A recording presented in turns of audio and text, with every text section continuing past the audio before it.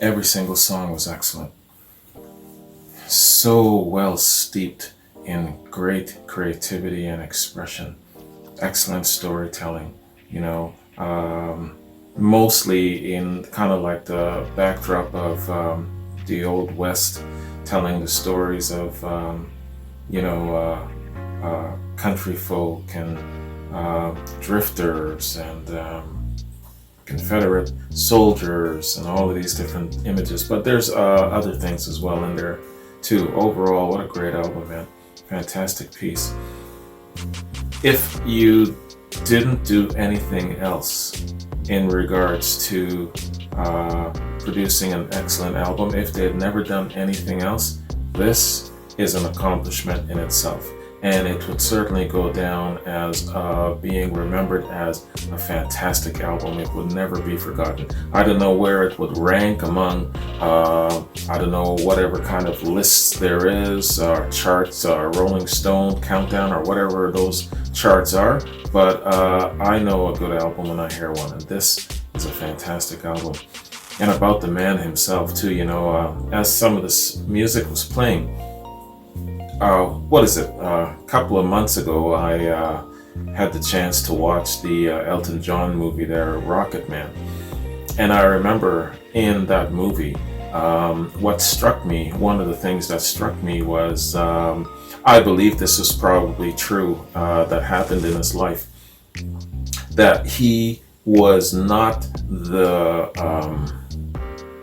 I guess, the picture perfect rock star that the record producers were trying to imagine. You know, he didn't look like a Peter Frampton or a Robert Plant.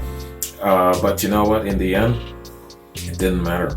You know, even though that they were sharks back then and cutthroat and they were trying to close the door on him and all of these sorts of things, his talent was enough to keep those doors open, actually to kick those doors in. He would not be denied because the talent was just so fantastic, you know, and you didn't need to be the best looking of anything back in the day.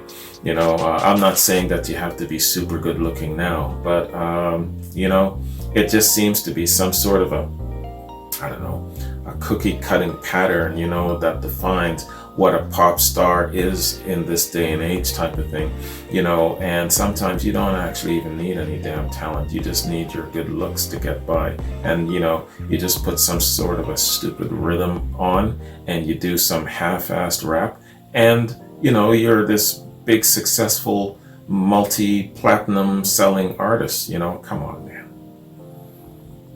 Anyway, this guy, man, embodies everything great about music, creating music, expressing it, singing it, writing it. You know, yeah, he's one of the best artists of all time. One of those artists too that crosses all genres. I didn't grow up in classic rock. I didn't grow up listening to a multitude of different genres, but let me tell you, I had time for Elton John. Always have, man. He's just one of those artists. So, man, what I'm going to do here, I'm going to call this the end of side 2. Let's go into the review now. And this is just my point break in case I have to chop things in half and try and get it up onto the tube. All right, man. So let's do a little background on the album. See what Wikipedia can teach us, man. Yeah, a decent amount of information, about 4.5 paragraphs. So, Tumbleweed Connection. Tumbleweed Connection is the third studio album by English singer-songwriter Elton John, released in October of 1970 in the UK and January of 71 in the United States. It's a concept album based on a country and Western Americana theme. Background. All songs were written by John and Bernie Taupin, with the exception of Love Song, written by Leslie Duncan. The album was recorded at Trident Studios, London, England, in March 1970 and released in October of the same year. Basic tracks for 3 of the album's titles, Come Down in Time, Country Comfort, and Burn Down the Mission were recorded at Trident during the sessions for the previous LP, Elton John, with overdubs completed for Tumbleweed Connection. An early version of The Madman Across the Water, featuring Mick Ronson on electric guitar, was also recorded during the sessions for the album. It was released on several albums and reissues of Tumbleweed Connection, though the track was ultimately re-recorded for the Madman Across the Water album. Artwork, okay, yeah. The wraparound cover photo for the album was taken at Sheffield Park railway station, approximately 30 miles south of London on the Bluebell Railway in the county of Sussex. Photographer Ian Digby Ovens captured John seated to the right in the photo, but appearing to the left on the front cover, shown above, and Taupin standing to the left on the back cover, in front of the late 19th century station to represent the album's rural Americana concept, despite the English location. Additional photos were made from the interior of a train on the rail line for the album liner notes and libretto. Okay. Yeah, that's, wow, reception, there's a huge, yeah, let's skip around reception. I'm not going to read all of that, man. Reception. The album peaked at number 2 on the UK Albums Chart and number 5 on the US Billboard 200. In the US, it was certified gold in March of '71 and platinum in August of '98 by the RIAA. In 2012, Tumbleweed Connection was ranked 458 on Rolling Stone's list of the 500 greatest albums of all time. Dee Murray and Nigel Olsson appear for the first time together on this album as the rhythm section on Amarino. Olsson had played on one track on Empty Sky for John in '69. It's Murray's first appearance on an Elton John album. In addition to several studio players who also performed on John's previous self-titled second album, several tracks feature backing musicians from the band Hookfoot, who are also his DJM Records label mates.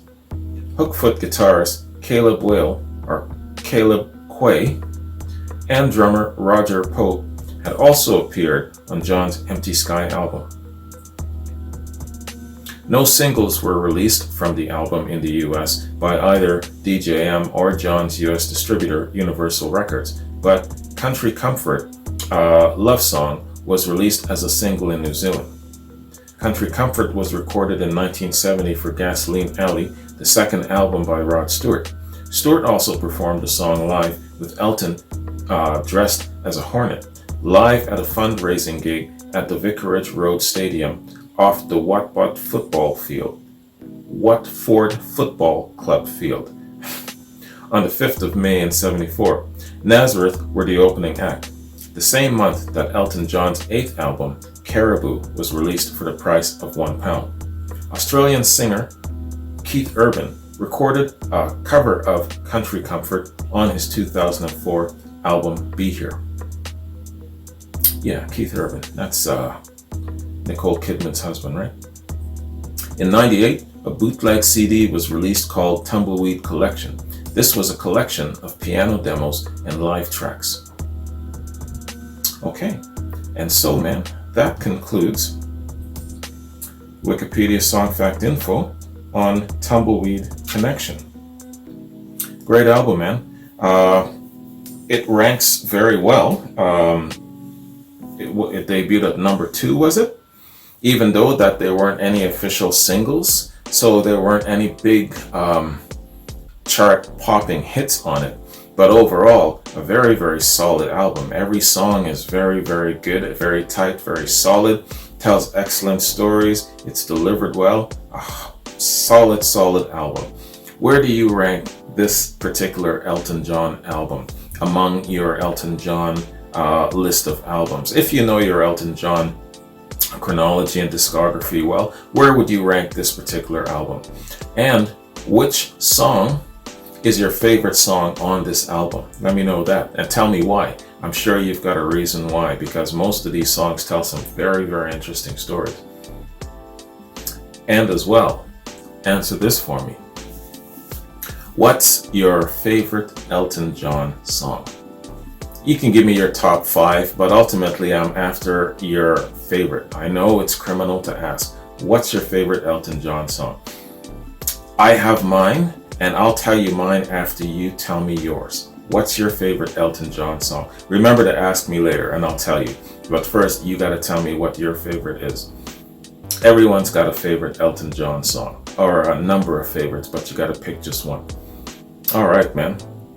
And tell me why it is. So again, I just want to kind of go through that whole process of kind of comparing apples to oranges to pears and kind of getting a feel for how people see the artist, perceive the artist, how they embrace them, at what level do they hold him? You know what I'm saying? Do they see him as a songwriter, not a storyteller in song? Do they see him as somebody who is good with the pop stuff, with the great early folk rock stuff? So with an artist like this that has such longevity and he's got great range, it's very, very interesting to see in one person's eye how they perceive Elton John. So that's what I'm really, really after. At the back end of it, I'm trying to kind of see him through your eyes and someone else's eyes and how everyone sees this particular person. So that's really what I'm after. It's what I call, I don't know, connecting to the source, connecting to the vibe. I'm trying to vibe. I'm vibing. That's basically what I'm trying to do. So yeah, man. So you guys are kind of like my lead to that. It's vibing through you. So yeah, actually, before I bounce, let me just scroll down here and see what I got going on, man. Brand new week, but I'm busy as hell, so I gotta try and see how much I can get done. Yeah, man. So I mentioned Led Zeppelin before. I got a Led Zeppelin quad coming up for Willie this week. I think it's Wednesday, Willie, but don't be calling me if you don't see it on Wednesday. It might be Thursday or something like that. Sometimes my days just get long and I can't get to it. But I know it's this week. Then there's quads for Jeff, Don, John, Quincy. Got quads coming up, man. What else do I have going on for this week? Yeah, pretty much that's it. And of course, at the end of the week, I'll try and finish off my Led Zeppelin Royal Albert Hall live performance. Go from there. I probably won't hit you up with another masterclass question. I don't want to get you bored of it. I want to keep it fresh so that I'm always getting some really good, strong feedback. Thanks for all of that feedback, man. That masterclass question feedback, that was fantastic. I was so excited about it. I don't know if you saw my last Led Zeppelin reaction. I had to read a bunch, and next time I'll probably read a whole lot more. All right, man. So back to Elton. Elton John. He is one of those artists that I would strongly consider giving the Led Zeppelin treatment to after I'm done with Led Zeppelin. But, having said that though, before I say that, I'm not going to take it back yet, but I should see how many albums he's done. It's not like, like Led Zeppelin's 9 albums and then there's, a couple of live stuff. So I might be deep in the Elton John rabbit hole for a couple of years. So I don't even know how many albums the brother has done. So, but he is one artist that I could really, really see myself really enjoying and taking a deep dive into his discography.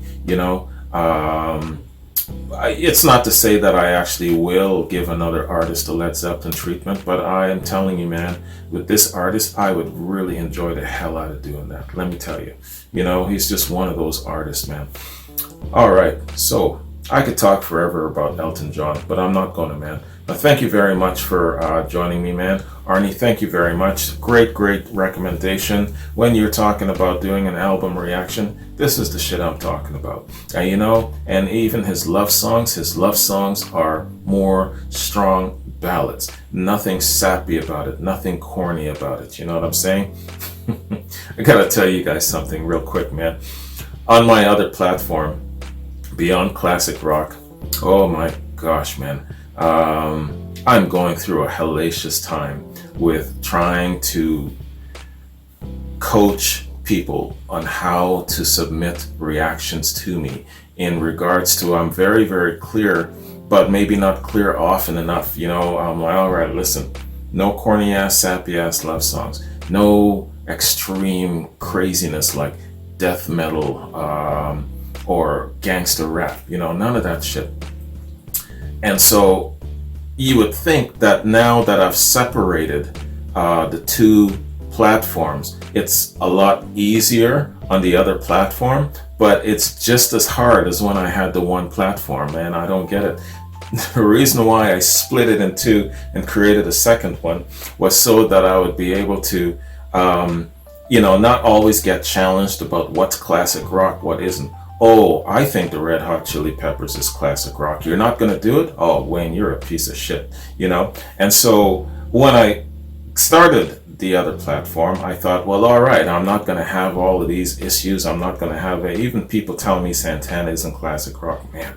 So I started the new platform, but what I'm finding is that I'm being sent stuff like, there was this tribal dance. It was a whole album.